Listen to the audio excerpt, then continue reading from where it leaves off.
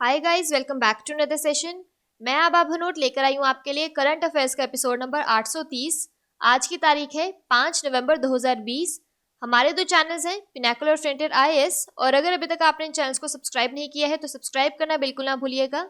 साथ ही साथ इस बेल आइकन को जरूर दबाना है ताकि हमारी आने वाली हर वीडियो की नोटिफिकेशन आपको मिल सके। हमारी दो वेबसाइट्स हैं, sscglpinacle.com और baljidhaka.com। इन दोनों को विजिट करना बिल्कुल ना भूलिएगा। ये सेशन हर रोज सुबह 4 बजे अवेलेबल हो जाता है और वीडियो की एंड में आपसे क्विज के क्वेश्चन पूछे जाते हैं जिनका आंसर आपको कमेंट सेक्शन में जरूर करना है।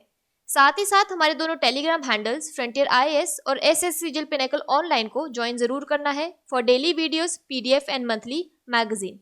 स्टार्ट करेंगे प्रीवियस क्विज के साथ। आपका पहला क्वेश्चन था, किस भारतीय टेनिस खिलाड़ी ने मिस्र में आईटीएफ खिताब जीता है?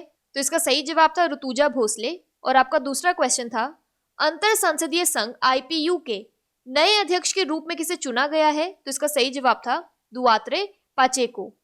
स्टार्ट करेंगे आज के सेशन के पहले क्वेश्चन के साथ, किस भारतीय मूल की अमेरिकी संसद को हाउस ऑफ रिप्रेजेंटेटिव प्रतिनिधि सभा के लिए लगातार तीसरी बार निर्वाचित किया गया है? तो इसका सही जवाब है option number C, Pramila Jayapal. भारतीय मूल की अमेरिकी सांसद Pramila Jayapal house of representative प्रतिनिधि सभा के लिए लगातार तीसरी बार निर्वाचित हुई हैं। जयपाल भारत की जम्मू कश्मीर पर नीति और संशोधित नागरिकता कानून सीएए की आलोचक रही हैं। वर्ष 2016 में वह पहली भारतीय मूल की महिला थी जो हाउस ऑफ रिप्रेजेंटेटिव के लिए निर्वाचित हुई। भारतीय मूल के डेमोक्रेटिक कांग्रेस के राजा कृष्णमूर्ति को लगातार तीसरी बार अमेरिकी प्रतिनिधि सभा के लिए फिर से चुना गया। 47 वर्ष के कृष्णमूर्ति ने लिबर्टेरियन पार्टी के प्रेस्टन नेल्सन को आसानी से हराया। उनके पास कुल वोटों का लगभग 71% था। वह पहली बार 2016 में प्रतिनिधि सभा के लिए चुने गए थे। इस बीच कांग्रेस के अमी बेरा कैलिफोर्निया से लगातार 5वीं बार जीते हैं और कैलिफोर्निया से प्रतिनिधि सभा के लिए रो खन्ना अपना तीसरा कार्यकाल जीत रहे हैं। बात करें यूनाइटेड स्टेट्स ऑफ अमेरिका की, तो इसकी कैपिटल है वॉशिंगटन डीसी और करेंसी है यूएस डॉलर। अगला प्रश्न है, 2050 तक पानी के जोखिम में सबसे बड़ी वृद्धि का सामना करने के लिए भारतीय शहरों की सूची में कौन सा शहर शीर्ष पर है? तो इसका सही जवाब है option number B, Jaipur. World wild life fund WWF के हालिया अध्ययन में कहा गया है कि दुनिया के राष्ट्रीय महत्व के 100 शहरों में 2050 तक जल संकट चरम पर पहुंच जाएगा। इन शहरों में रहने वाले लगभग 35 करोड़ लोगों पर जल संकट का खतरा बढ़ रहा है। भारत के सूची में 30 शहर हैं। 30 लाख की आबादी के साथ जयपुर सूची में 45वें स्थान पर है। इसके बाद इंदौर, अमृतसर, पुणे, श्रीनगर, कोलकाता, बेंगलुरु और मुंबई सहित देश के 30 शहरों में जल संकट का खतरा लगातार बढ़ रहा है। सूची में मध्य पूर्व, दक्षिण अमेरिका, दक्षिण एशिया और अफ्रीका के कुछ हिस्सों के साथ चीन में लगभग 50 शहर शामिल हैं। WWF के रिस्क फिल्टर विश्लेषण ने भारत के स्मार्ट शहरों की योजना की क्षमता को रेखांकित किया, जिसका उद्देश्य एक व्यापक संस्थागत, सामाजिक और आर्थिक बुनियादी ढांचा विकसित करना है। मिस्र की अलेक्जेंड्रिया इस सूची में सबसे ऊपर है और उसके बाद सऊदी अरब में मक्का, चीन के तांगशान, सऊदी अरब के रियाद का स्थान है। WWF इंडिया रिपोर्ट के कार्यक्रम निदेशक हैं डॉक्टर सेजल वोरा। यहाँ पर एक रिवीजन की बात करें तो किस राज्य ने मोक्ष कलश योजना 2020 शुरू की है? तो इसका सही जवाब है राजस्थान। बात करें राजस्थान की तो इसके डैम्स और रिवर्स में आता है जवाहर सागर चंबल, जसवंत सागर लूनी, राणा प्रताप सागर चंबल। नेशनल पार्क्स में आता है Ranthambore national park, Sariska tiger reserve, Keoladeo national park and desert national park. Rajasthan की कैपिटल है जयपुर, गवर्नर है कलराज मिश्रा और चीफ मिनिस्टर है Ashok Gehlot. World heritage sites में आता है जयपुर सिटी और जंतर मंतर। अगला प्रश्न है, pandemonium the great Indian banking tragedy पुस्तक किसने लिखी है? तो इसका सही जवाब है ऑप्शन नंबर सी, तमाल बंदोपाध्याय। तमाल बंदोपाध्याय ने pandemonium the great Indian banking tragedy शीर्षक से एक पुस्तक लिखी है जिसे 9 नवंबर को जारी किया जाएगा। यह पुस्तक रोली बुक्स द्वारा प्रकाशित की गई है। इसमें भारत की चुनौतियों और आर्थिक क्षमता की समझ को दर्शाया गया है। पुस्तक पेंडेमोनियम में बताया गया है कि कितने प्रवर्तकों ने ऋण के साथ इक्विटी की अदला बदली की है, जबकि बैंकों के प्रबंधन को अपने बैड लोन के खिलाफ भारतीय रिजर्व बैंक आरबीआई के हस्तक्षेप तक अपनी बैलेंस शीट को सुरक्षित रखने का एक तरीका मिल रहा था। इसी मुद्दे ने भारत की विकासशील गैर बैंकिंग वित्तीय कंपनियों को भी प्रभावित किया। यहाँ पर एक क्विक रिवीजन की बात करें तो world's first scientoon book by by corona doctor Pradeep Srivastava ने लिखी है। अगला प्रश्न है, विश्व सुनामी जागरूकता दिवस कब मनाया जाता है? तो इसका सही जवाब है ऑप्शन नंबर बी, नवंबर 5। विश्व सुनामी जागरूकता दिवस 5 नवंबर को सुनामी के खतरों को उजागर करने और नुकसान को कम करने के लिए प्रारंभिक चेतावनी प्रणाली के महत्व पर ध्यान केंद्रित करने के लिए मनाया जाता है। यह दिन सुनामी के बारे में पारंपरिक ज्ञान भी प्रदान करता है। यहाँ पर एडिशनल इन्फॉर्मेशन की बात करें तो फिलीपींस के दक्षिणी हिस्से में दुनिया के सबसे शक्तिशाली तूफान गोनी ने दस्तक दी है। यहाँ पर एक क्विक रिवीजन की बात करें तो वर्ल्ड सिटीज डे 31 अक्टूबर को मनाया जाता है। अगला प्रश्न है, भारत की पहली सौर ऊर्जा से चलने वाली लघु ट्रेन का उद्घाटन किस राज्य में किया गया है? तो इसका सही जवाब है option number D, Kerala. Bharat की पहली सौर ऊर्जा से चलने वाली लघु ट्रेन का उद्घाटन केरल के वैली टूरिस्ट विलेज में मुख्यमंत्री पिनारई विजयन ने किया। विजयन ने अर्बन पार्क और इको फ्रेंडली पर्यटक गांव में एक स्विमिंग पूल समर्पित किया। यह ट्रेन बच्चों के लिए एक आकर्षण होगा। यह 60 करोड़ रुपए की परियोजनाओं का एक हिस्सा था, जो मनोरम गंतव्य पर सुविधाओं को बढ़ाने के लिए अंतर्राष्ट्रीय मानकों को पूरा करने के लिए लिया गया था। यहाँ पर एडिशनल इन्फॉर्मेशन की बात करें तो केरल लोक सेवा आयोग PSC आर्थिक रूप से कमजोर वर्गों EWS के लिए सरकारी नौकरियों में 10% आरक्षण कोटा लागू करेगा। यह अनुसूचित जाति, अनुसूचित जनजाति और अन्य पिछड़ा वर्ग को दिए जा रहे 50% आरक्षण को प्रभावित किए बिना संविधान के 103वें संशोधन के आधार पर 10% आरक्षण प्रदान करने के केंद्र के निर्णय के अनुरूप है। बात करें केरला की तो इसके डैम्स और रिवर्स में आता है Mullaperiyar dam Periyar, Idukki dam Periyar और Kakki dam Kakki. National parks में आता है Anamudishola national park, Mathikettanshola national park, Pampadumshola national park और पेरियार नेशनल पार्क। केरला की कैपिटल है तिरुवनंतपुरम, गवर्नर है आरिफ मोहम्मद खान और चीफ मिनिस्टर है पिनारई विजयन। अगला प्रश्न है, संयुक्त राष्ट्र के किस संगठन के सहयोग से कोविड-19 श्री शक्ति चैलेंज का आयोजन MyGov द्वारा किया गया है? तो इसका सही जवाब है option number B, UN women. महिलाओं के नेतृत्व में 6 स्टार्टअप्स ने UN विमेन के सहयोग से MyGov द्वारा आयोजित कोविड-19 श्री शक्ति चैलेंज प्रतियोगिता में जीत दर्ज की है। महिलाओं को स्टार्टअप समाधान के लिए प्रोत्साहित करने और उन्हें शामिल करने के उद्देश्य से अभिनव समाधानों के साथ कोविड-19 के खिलाफ लड़ाई में मदद कर सकते हैं।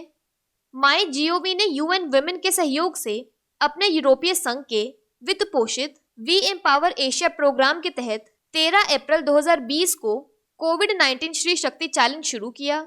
यह MyGov के नवाचार मंच पर शुरू की गई एक अनूठी चुनौती थी, जिसने महिलाओं के नेतृत्व में स्टार्टअप्स के साथ साथ ऐसे स्टार्टअप्स के भी आवेदन मांगे जिनके पास ऐसे समाधान हैं जो बड़ी संख्या में महिलाओं द्वारा सामना किए जाने वाले मुद्दों को हल करते हैं। अगला प्रश्न है, किस राज्य में सबसे कम दिनों तक मुख्यमंत्री रहे सतीश प्रसाद सिंह का हाल ही में निधन हो गया? तो इसका सही जवाब है option number C, Bihar. Bihar के सबसे कम समय तक कार्यरत CM सतीश प्रसाद सिंह का कोविड-19 के कारण निधन हो गया। वे 87 वर्ष के थे। वे 1968 में केवल 5 दिनों के लिए बिहार के छठे मुख्यमंत्री बने थे। उन्होंने 28 जनवरी 1968 से 1 फरवरी 1968 तक CM के रूप में कार्य किया। वह बिहार के पहले गैर उच्च जाति के मुख्यमंत्री भी थे।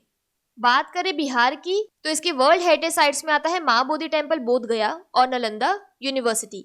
वाइल्ड लाइफ सेंचुरीज में आता है Udaipur wild life sanctuary, Valmiki tiger reserve, Rajgir wild life sanctuary और Kaimur wild life sanctuary. Bihar की कैपिटल है पटना, CM है नीतीश कुमार और गवर्नर है फागू चौहान। अगला प्रश्न है, 5 नवंबर 2020 को virtual global investor round table की अध्यक्षता कौन करेगा? तो इसका सही जवाब है option number B, Narendra Modi. प्रधानमंत्री श्री नरेंद्र मोदी 5 नवंबर 2020 को virtual global investor round table की अध्यक्षता करेंगे। Virtual global investor round table का आयोजन वित्त मंत्रालय, भारत सरकार और राष्ट्रीय निवेश और अवसंरचना कोष द्वारा किया जा रहा है। यह प्रमुख वैश्विक संस्थागत निवेशकों, भारतीय व्यापार नेताओं और भारत सरकार और वित्तीय बाजार नियामकों के उच्चतम निर्णय निर्माताओं के बीच एक विशेष बातचीत है। राउंड टेबल दुनिया की 20 सबसे बड़ी पेंशन और सप्रभु धन निधियों में से कुल 6 ट्रिलियन यूएस डॉलर के प्रबंधन के तहत कुल परिसंपत्तियों के साथ भागीदारी का गवाह बनेगा। ये वैश्विक संस्थागत निवेशक America, Europe, Canada, Korea, Japan, मध्य पूर्व, ऑस्ट्रेलिया और सिंगापुर सहित प्रमुख क्षेत्रों का प्रतिनिधित्व करते हैं। यहाँ पर एडिशनल इन्फॉर्मेशन की बात करें तो भारत और यूएई ने निवेश पर उच्च स्तरीय संयुक्त टास्क फोर्स का आयोजन किया। टास्क फोर्स 2012 में बनाई गई थी। अगला प्रश्न है, भारत और खाड़ी सहयोग परिषद जीसीसी ट्रोइका ने हाल ही में आभासी मोड पर अपनी वार्षिक राजनीतिक वार्ता आयोजित की। जीसीसी के महासचिव कौन है? तो इसका सही जवाब है ऑप्शन नंबर सी, नायब फलाह एम अल हजरफ। इंडिया और gulf corporation council GCC Troikaa ने अपनी वार्षिक राजनीतिक वार्ता को आभासी मोड में आयोजित किया। विदेश मंत्री डॉक्टर एस जयशंकर ने भारतीय प्रतिनिधि मंडल का नेतृत्व किया। जीसीसी का प्रतिनिधित्व जीसीसी के महासचिव डॉक्टर नायब फलाह एम अल हजरफ ने किया। बहरीन के विदेश मामलों के मंत्री डॉक्टर अब्दुल्लातिफ बिन राशिद अल ज़ाइनी और संयुक्त अरब अमीरात के विदेशी मामलों के राज्य मंत्री डॉक्टर अनवर बिन मोहम्मद गर्गश ने किया। बैठक में सऊदी अरब, कुवैत और कतर के वरिष्ठ प्रतिनिधियों ने भी भाग लिया। नेताओं ने भारत जीसीसी संबंधों की विस्तृत समीक्षा की और पिछले कुछ वर्षों में देखे गए संबंधों में ऊपर की ओर प्रक्षेप वर्क की सराहना की। अगला प्रश्न है, हाल ही में किस राज्य के मुख्यमंत्री ने Indo Israel centre of excellence for vegetables protected की आधारशिला रखी है? तो इसका सही जवाब है option number A, Assam. Assam के मुख्यमंत्री सर्बानंद सोनोवाल ने इजराइल के राजदूत डॉक्टर रॉन मल्का की उपस्थिति में गुवाहाटी के बाहरी इलाके में खेतड़ी में Indo Israel centre of excellence for vegetables protected की आधारशिला रखी है। इस सुविधा से राज्य के किसानों को नवीनतम इजरायली प्रौद्योगिकियों के संपर्क में आने और उनके अनुपादन और आय को अधिकतम करने में मदद मिलने की उम्मीद है। सेंटर ऑफ एक्सीलेंस असम में कृषि और बागवानी उत्पादन को एक बड़ा बढ़ावा देगा, जिससे राज्य के किसानों को अधिक से अधिक आर्थिक पुरस्कार मिलेंगे। बात करें असम की तो इसके फोक डांस में आता है Bihu, UNESCO world heritage sites में आता है Kaziranga national park, national parks में आता है Kaziranga national park, Manas national park, Rajiv Gandhi national park, Orang national park और डिब्रू सैखोवा नेशनल पार्क। असम की कैपिटल है दिसपुर, गवर्नर है जगदीश मुखी और चीफ मिनिस्टर है सर्बानंदा सोनोवाल। बात कर लेते हैं आज के सेशन की क्विक समरी की। तो यूएस हाउस ऑफ रिप्रेजेंटेटिव्स में प्रमिला जयपाल को तीसरी बार कंसेक्यूटिवली चुना गया है। इंडियन सिटी जयपुर पर 2050 तक राइज वाटर का रिस्क सबसे ज्यादा है। Pandemonium the great Indian banking tragedy book Tamal Bandopadhyay ने लिखी है। World tsunami awareness day November 5 को मनाया जाता है। India's first solar powered miniature train Kerala में शुरू की गई है। कोविड-19 Shri Shakti challenge UN women के साथ शुरू किया गया है। बिहार के shortest serving CM Satish Prasad Singh का हाल ही में निधन हो गया है। Virtual global investor round table की अध्यक्षता नरेंद्र मोदी करेंगे। जीसीसी के सेक्रेटरी जनरल हैं Nayef Falah M Al Hajraf. Vegetable protected cultivation के लिए Indo Israeli centre of excellence Assam में बनाया जाएगा। बात कर लेते हैं आज के सेशन के क्विज फॉर द डे की। आपका पहला क्वेश्चन है, pandemonium the great Indian banking tragedy पुस्तक किसने लिखी है? और आपका दूसरा क्वेश्चन है, विश्व सुनामी जागरूकता दिवस कब मनाया जाता है? और अगर अभी तक आपने हमारे चैनल को सब्सक्राइब नहीं किया है तो सब्सक्राइब करना बिल्कुल ना भूलिएगा। साथ ही साथ इस बेल आइकन को जरूर दबाना है ताकि हमारी आने वाली हर वीडियो की नोटिफिकेशन आपको मिल सके। हमारी दोनों वेबसाइट्स sscglpinnacle.com और baljeetdhaka.com को विजिट करना बिल्कुल ना भूलिएगा। साथ ही साथ हमारे दोनों टेलीग्राम हैंडल्स को ज्वाइन जरूर करना है। Thank you so much.